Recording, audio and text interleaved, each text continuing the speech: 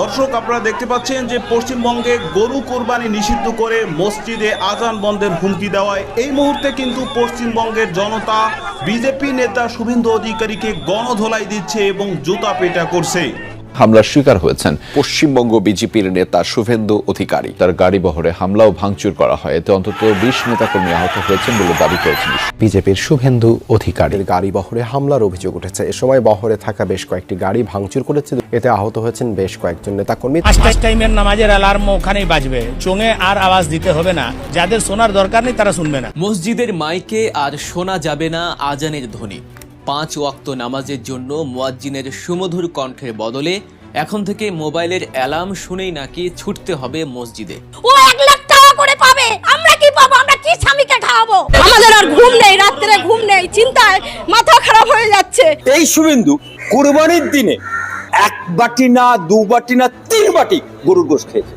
আমি তো হিন্দু লোক, আমি তো দাস, আমি ব্যবসা করি খাই। গরু কিনতে হবে মদি খেয়ে।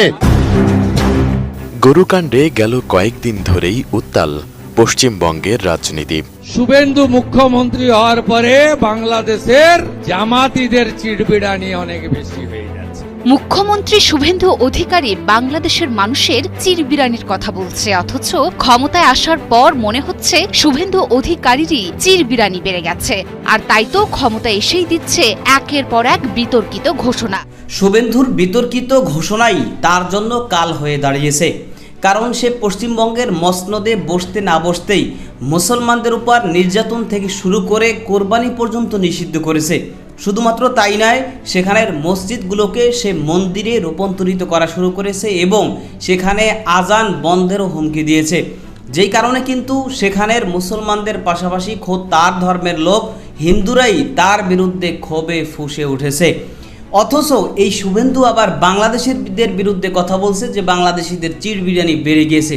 ওই যে কথাই বলে যে চোরে মনে পুলিশ পুলিশ, সেই অবস্থা হয়েছে শুভেন্দুর।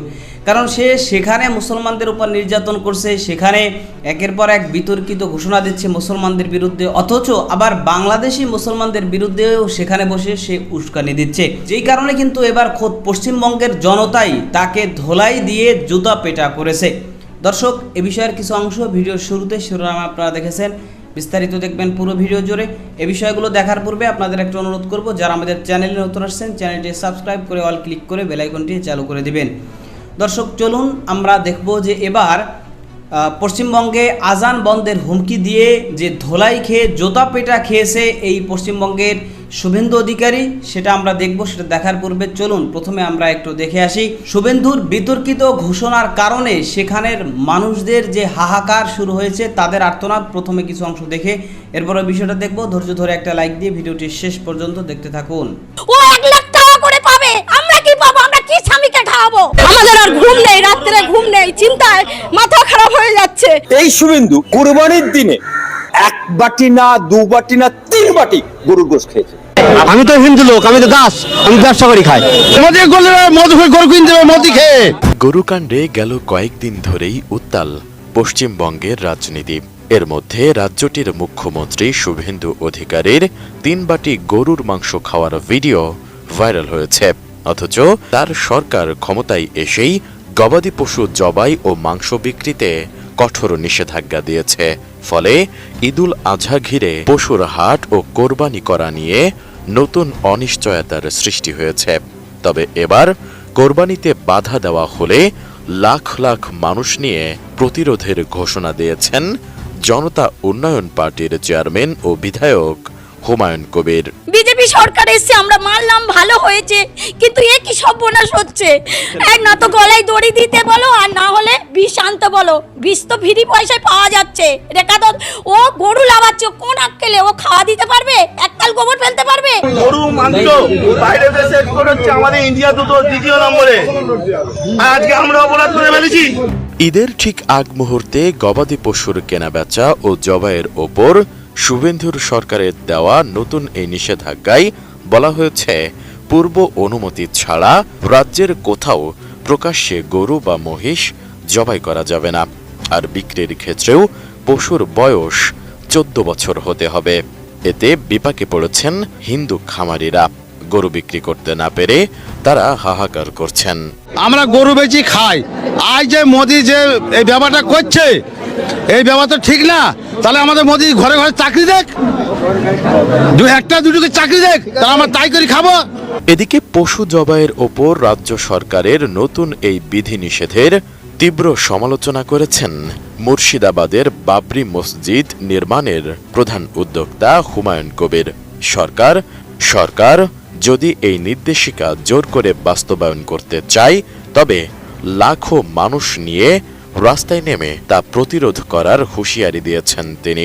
যদি এটাকে কড়া পদক্ষেপ করে প্রশাসনিক পদক্ষেপ করে ইমপ্লিমেন্ট করতে যায়, আমি হুমায়ুন কবির এই সরকারের এগেইনস্টে লাখো লাখো মানুষ নিয়ে রাস্তায় নেমে এটাকে প্রতিরোধ করি। সাংবাদিকদের প্রশ্নের জবাবে হুমায়ুন কবির বলেন, আমাদের কোরবানিকে কোনো বলি বলা হয় না, এটা ত্যাগ।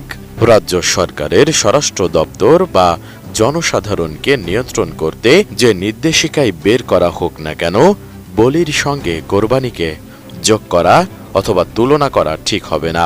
বলি আমাদের কুরবানিটাকে কোনো বলি বলা হয় না, এটা ত্যাগ।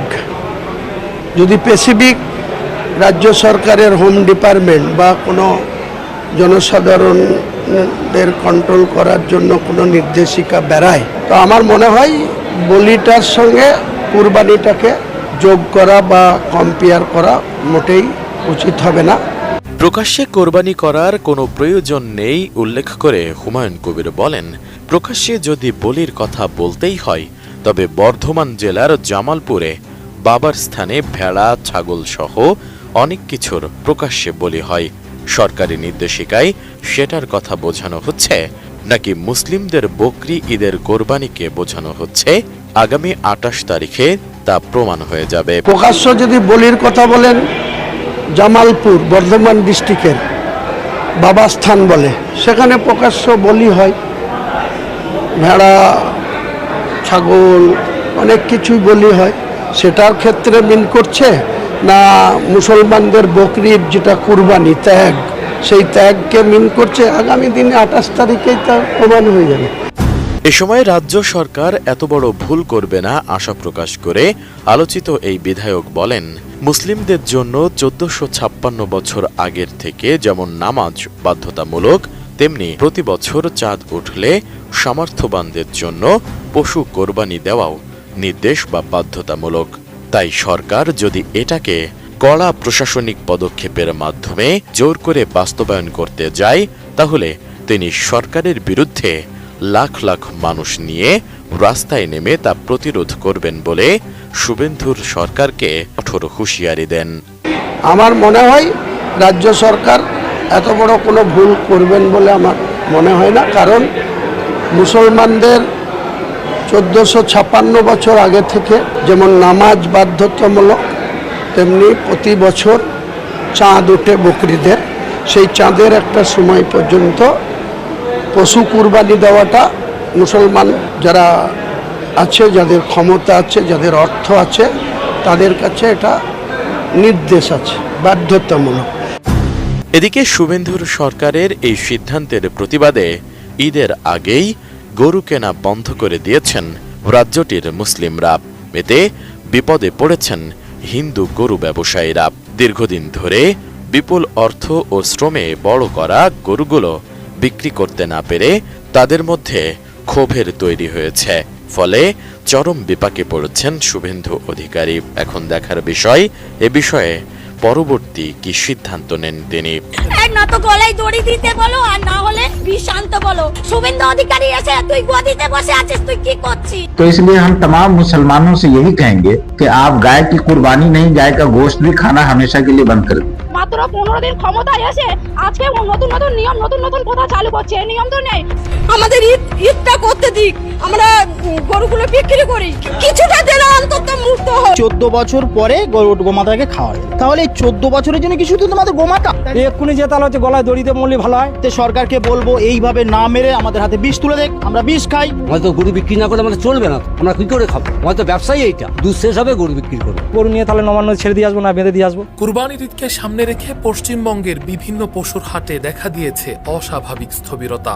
বছরের এই সময়টাতে যেখানে গরু কেনাবেচায় বাজার জমে ওঠার কথা, সেখানে এখন অনেক খামারি ও ব্যবসায়ীকে উদ্বিগ্ন মুখে বসে থাকতে দেখা যাচ্ছে।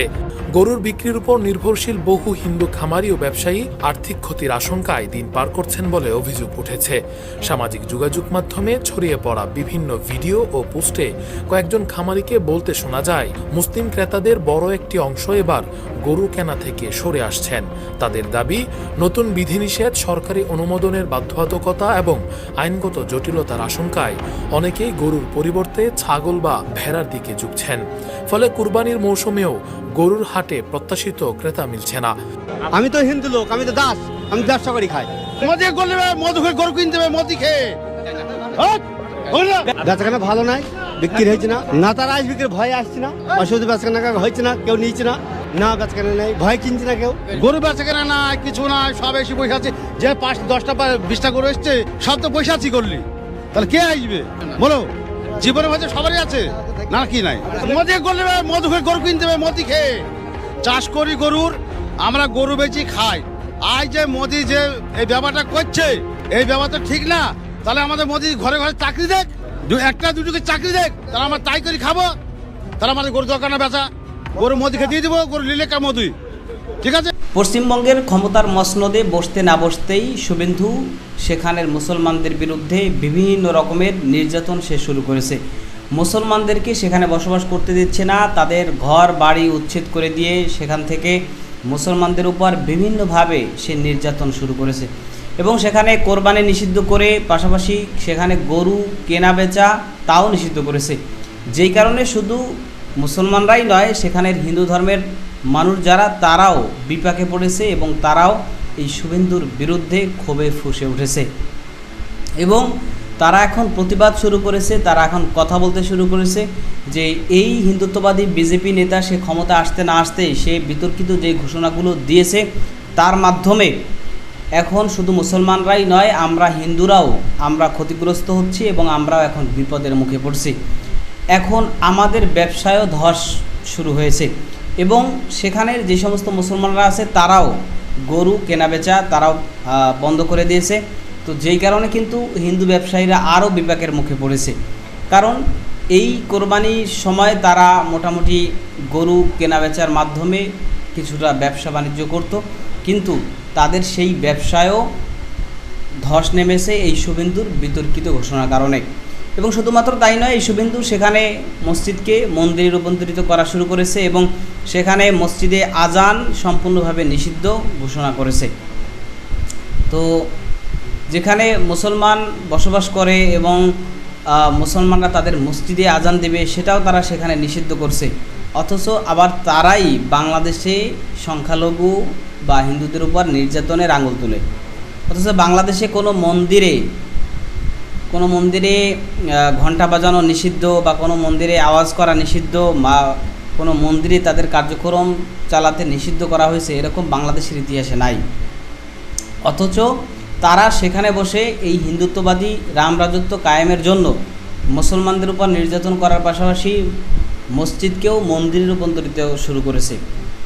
কত বড় এক জঘন্যতম মানুষ হলে এই ধরনের সিদ্ধান্ত সে নিতে পারে। সুতরাং যেই কারণে কিন্তু এখন এই পশ্চিমবঙ্গের মানুষই এই বিজেপি নেতা শুভেন্দু অধিকারীর বিরুদ্ধে ক্ষোভে ফুঁসছে এবং তারা সকলে এই শুভেন্দু অধিকারীর যেই সমস্ত বিতর্কিত ঘোষণা, এগুলোকে প্রত্যাবর্তনের দাবি জানাচ্ছে। তো আপনি এই দাবির সাথে একমত পোষণ করেন কিনা সেটা জানাতে পারেন। ভালো থাকবেন, সুস্থ থাকবেন, দেখা হবে নতুন কোনো ভিডিওতে, কথা হবে নতুন কোনো বিষয়। আজকে পর্যন্তই, আসসালামু আলাইকুম রহমতুল্লাহ।